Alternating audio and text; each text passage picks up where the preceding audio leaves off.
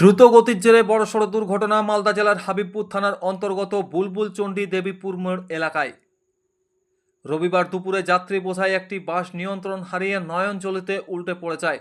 ঘটনায় আহত হন অন্ততপক্ষে 11 জন যাত্রী। স্থানীয় সূত্রে জানা যায়, বাসটি নালাগোলা থেকে মালদা শহরের দিকে যাচ্ছিল। হঠাৎই এক বাঁকে গিয়ে চালক নিয়ন্ত্রণ হারায় গাড়িটি। এরপর সোজা রাস্তার ধারে নয়নজলিতে গিয়ে পড়ে। বিকট শব্দ শুনে ছুটে আসেন স্থানীয় বাসিন্দারা। তারা জানালার কাঁচ ভেঙে একে একে আহতদের উদ্ধার করে বুলবুল চণ্ডী গ্রামীণ হাসপাতালে ভর্তি করেন।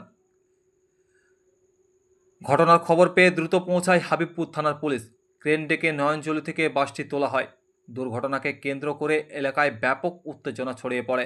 আমরা হঠাৎ করে শুনতে পারলাম বুলবুলচণ্ডী অঞ্চলে দেবীপুরে একটা বাস WI65-8252 নিয়ন্ত্রণ হারিয়ে রাস্তার ধারে জলাধারে পড়ে গেছে।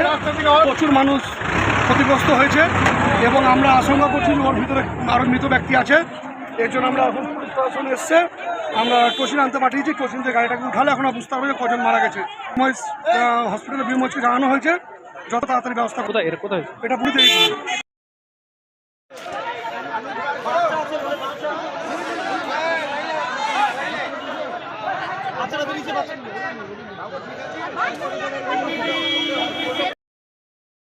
মালদা থেকে আহমেদ বাপি রিপোর্ট, সংবাদ বাংলা 24x7।